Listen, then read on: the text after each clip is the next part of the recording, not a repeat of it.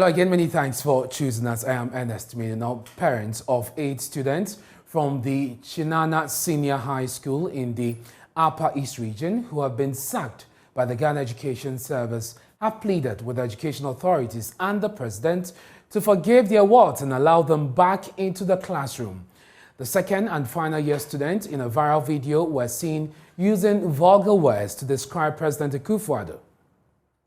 On the video, which was recorded last year, was taken Wednesday, and the Ghana Education Service released a statement to explain the dismissal. Listen to the students' comments to the president and their apology. And I'm here with my colleagues on our knees to beg the president, the headmaster, education office, and then our fellow Ghanaians. We are sorry for our videos that went viral. We didn't mean for it to go viral. It was a childish play. We are sorry and we are on our knees. Our education means a lot to us. It's our future. We are on our knees that the president should please call us back. And we call on to the teachers to join with us to plead that the teachers should call us back.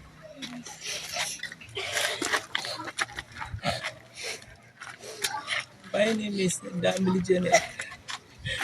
I'm here to say sorry to the president for what we last did, our video. In fact, I wasn't having intention for doing that, but I take it as a fun, a joke. A parent of one of the students, Martin Akalira, tells Joy News they are all appalled at the action of the awards. They are, however, pleading for the students to be forgiven. To be honest, I'm not happy, and not only I, both of all the parents who were around. Yesterday, it was a shock. It was a sad news.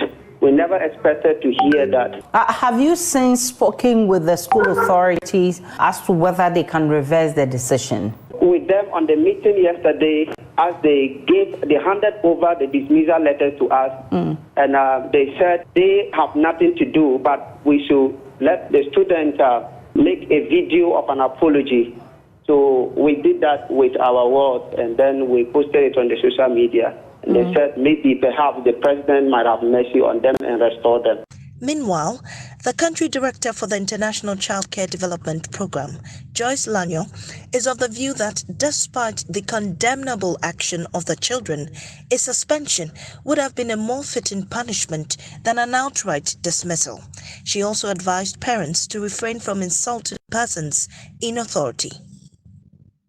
From where I'm coming from, there shouldn't be any occasion where somebody is deprived of her education or his education, because education is a public good, and so it should be available. However, I would like to say in a very strong terms that whatever the children did went too far. And you see, some of these things happen because we, the parents, are used to saying such things. And if we are not careful, that is where children take it up and then start also using similar words. Children will continue to be children as they develop. And through our interventions, our interactions, our trainings, they will now be poised to be responsible citizens once they get out of the brackets. So I believe the children have erred.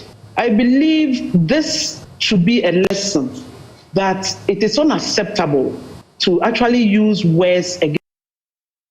Well, the executive director of the Africa Education Watch, Kofi Asare, has endorsed the decision as a good way to fight indiscipline and to serve as a deterrent for many other students in various senior high schools in the country. He, however, says parents of dismissed students can go through the right channels to appeal to government for GES to withdraw the decision. I think the decision by the GES and the school to dismiss the students, though unfortunate, it's in the right direction. We must be minded that our secondary schools are institutions of not just academic value, but of moral value. Parents enroll their children, to go and learn academics and morality, and life skills. I'm not sure any parent will be happy to see their children go to school and learn how to insult the elderly, insult our leaders in public. That is not why any parent will enroll their child. Now, to ensure that the senior high schools become effective institutions of molding character and academics. There are rules and regulations that governs the conduct of students and teachers.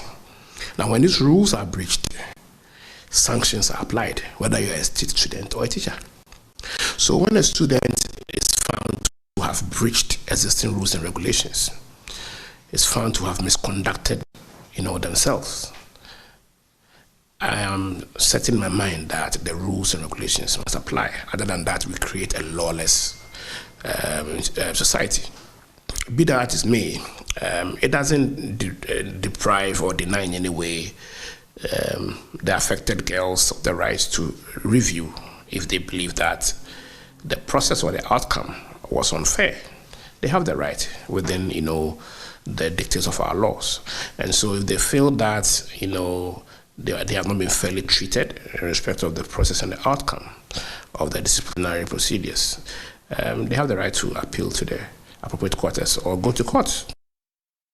I'll be hearing more from Kofi Asare shortly, but child rights advocacy group Child Rights International has condemned the GES decision to dismiss 5 students of the Chiana Senior High School for misconduct. The group says the dismissal is a violation of the right of the girls as enshrined in the Children's Act 560.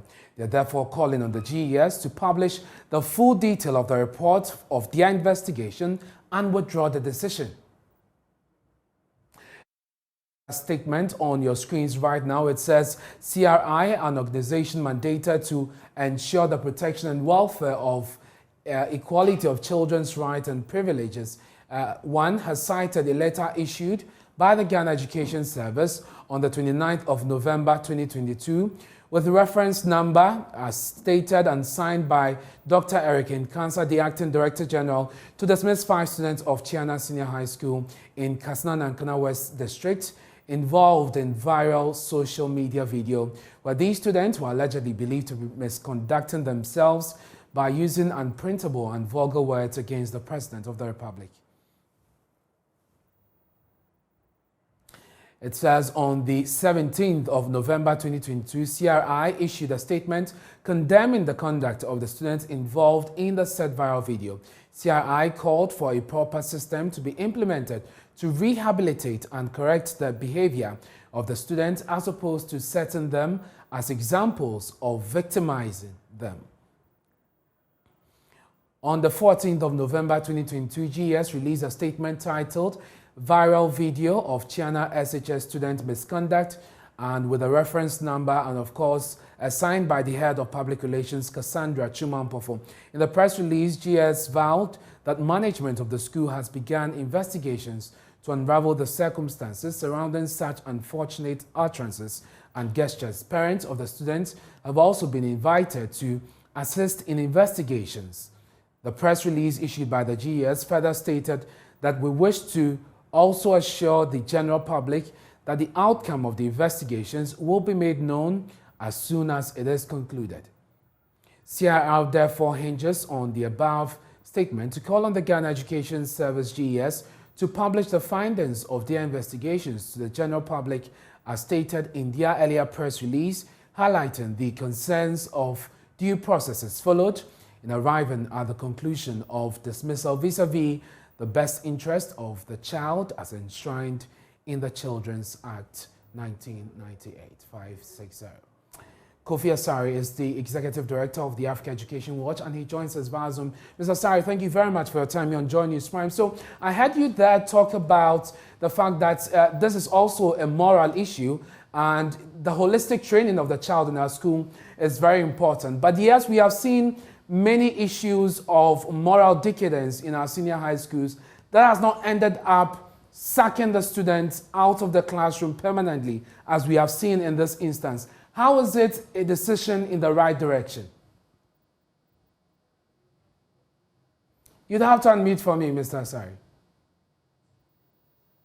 Good evening to your church audience. Yes, the case you mentioned is part of the structural defect in our disciplinary system in the senior high schools. We have a senior high school disciplinary system which is quasi-devolved.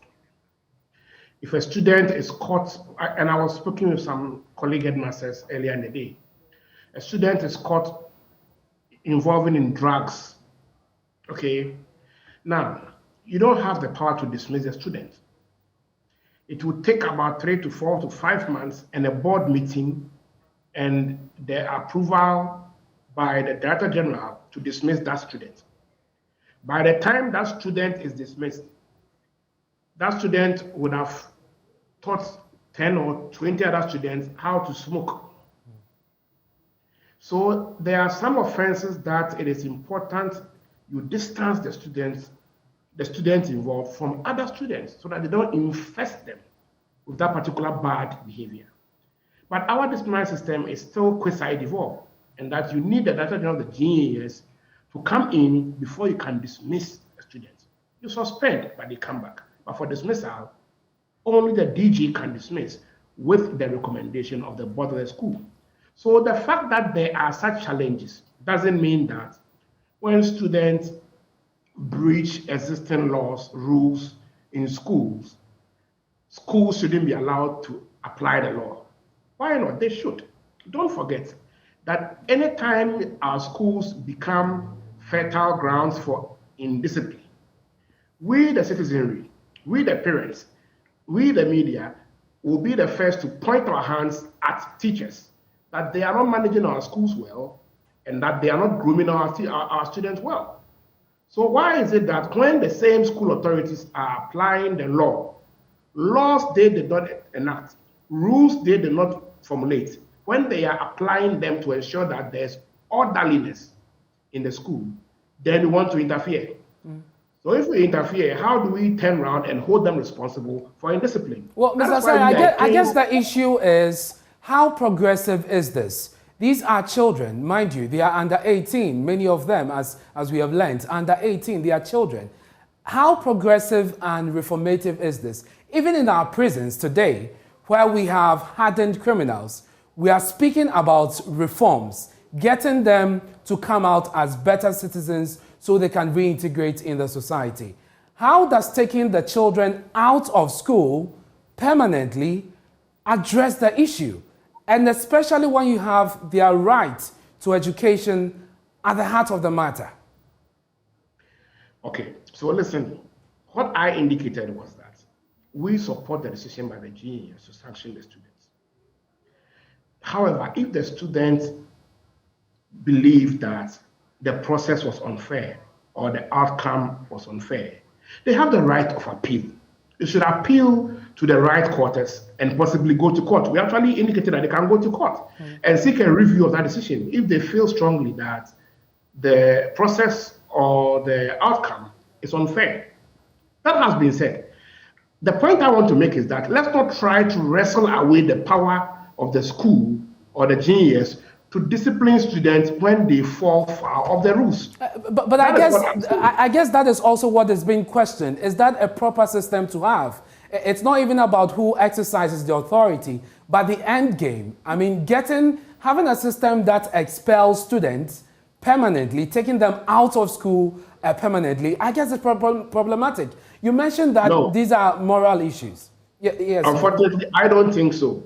I don't believe that expunging dismissal from the student code is a way to go. I don't believe that. And I'll give you an example. Okay, I'm not talking about this particular case in question, but I'll give you an example.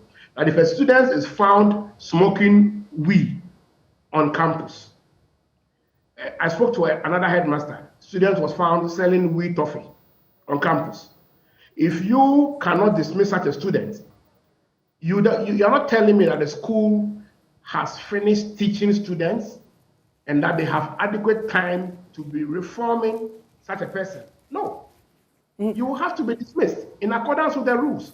So Mr. Asare, I don't agree that we have to expunge dismissal from the student code of conduct. No, some offenses will attract outright dismissal because the conduct of the students will make it difficult for them to continue to commingle with other students. That is important. So let's not create a situation where we end up making our schools a den of indiscipline. No. Mr. Asare, the issue here is that the students are being accused of misconduct.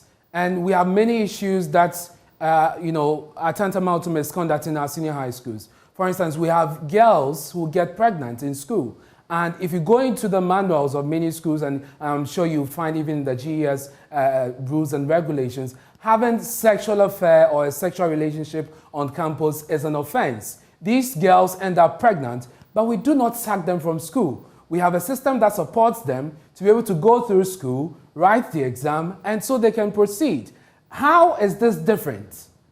Insulting a president, from all that I've heard from all the people who have spoken to this issue, say is absolutely wrong. But the question is, should we put them out of school because they have misconducted themselves? That is why I'm saying that the girls have the right to seek a review if they believe the decision to dismiss them was harsh. That is the first thing I said. And I said that they have the right to go to court for a further review, a non-administrative review, if they believe that their rights have been trampled upon by virtue of the unfairness of the processes or the outcome. Having said that, I am saying that I didn't sit on the disciplinary committee. I am not privy to the various information and considerations that were made by the disciplinary committee, and neither am I not privy to the various considerations and information available and submissions made by the girls and other witnesses to the board of the school. And so I do not know the basis for which the board made the recommendation to the Director General to approve the dismissal of the students. What I am saying is that let us not unduly interfere in the work of teachers in managing schools. Immediately, we, the citizenry, become disciplinarians ourselves. One day, the teachers will leave the schools and ask us to come and run the schools.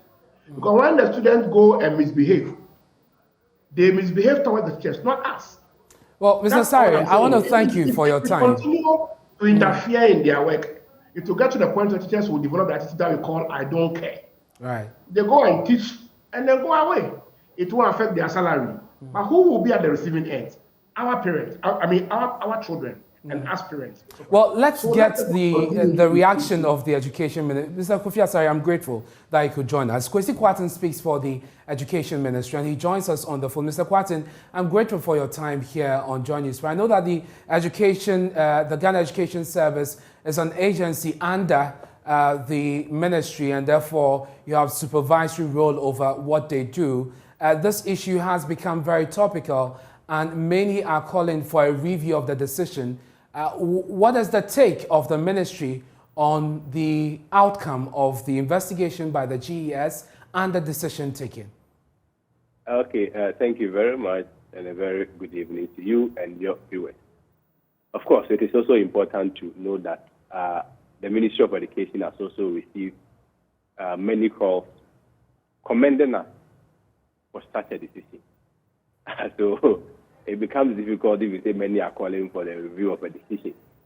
Others are also calling to tell us that this is the right decision, especially coming from even some of the teachers, because they felt very threatened that if we do not set the sectional lines very clearly and make it very clear that at no point will the Ghana Education Service or Ministry of Education countenance any act or any form of indiscipline, disrespect, disobedience, which are all some of the attitudes that may lead to very chaotic learning environments. They felt very threatened, especially looking at the teachers. If a child, and for them, for instance, the argument has always been that if a child could have the effrontery, could have the courage to attack the personality of the head of the policy maker, who gave that person a free education. I mean, to use such unprintable words, where is that no person having conscience, no person with his right senses could repeat it? I mean, if they could say such words to the president, how much more the teachers? How much more the headmaster? And so many are also happy. Many are also commending us that this is going to set a very bold precedent. That look, we love you as children. We want to create the best of environment for you to be able to study. We want to give you access to education. But at no point will we let the institute on only few individuals, 5, 6, 7, 8 people, to embolden the others and create a culture of disrespect, a culture of disobedience, a culture of unrecognition and disregard for elders. I mean, Ghana is a very cultural society. So Mr. Kwarteng, you're saying that the Education Ministry endorses the decision of the GES? That's what I'm saying, that if you listen to everything that I've said, essentially what it means is that the Ministry of Education does not only endorse what GES has done, but we support and stand by it. Because we share the views of the many traditional leaders, the religious institutions, the teachers themselves, the head teachers, who also associate themselves with such positions. That at no point should we create an environment that is devoid of dignity and respect to teachers. Right. If anybody can disrespect the president and insult the president in such manner. Well, Mr. Kwarteng, I wish we could go on with this, but time wouldn't allow us. We look forward to engaging you more on the AM show tomorrow. I'm grateful that you could join us. That's Kwesi Kwarteng speaks for the Education Ministry, and you want to catch that conversation. I'm sure many of you have questions for him. Join us tomorrow on the AM show. So some of you have been speaking to my colleague Jacqueline Yeboah, and you say the decision is too harsh. Let's hear you. Doing such disrespect is not good at all. And also I'd like to plead on behalf of the kids to the GS that such punishment is too much. Though they deserve some punishment, but not as in dismissing the kids. I think it's too harsh because we are in a country where there is freedom of speech, okay? And if you are of age, you can make your expression known to the public. So I think it's too harsh. They should have actually cautioned them for them to think about what they said. But to dismiss them without any cautioning, I think it's just too harsh for the students. Well, when it comes to being right, I think they are right, but the dismissal is too much. I think they are right, but the punishment is too harsh. Okay, if that is the extreme punishment for the case, I think they should amend it. With the education level, that is the only way they can survive in this country. So when you sack them and they go back home, think about it. What are they going to do? Okay, so if they don't turn out to be street children, they end up to the unemployment society, which is going to be very bad. The punishment is not good at all, because dismissing these children, maybe some can become armed robbers, and some some will fall into drugs and a lot of things.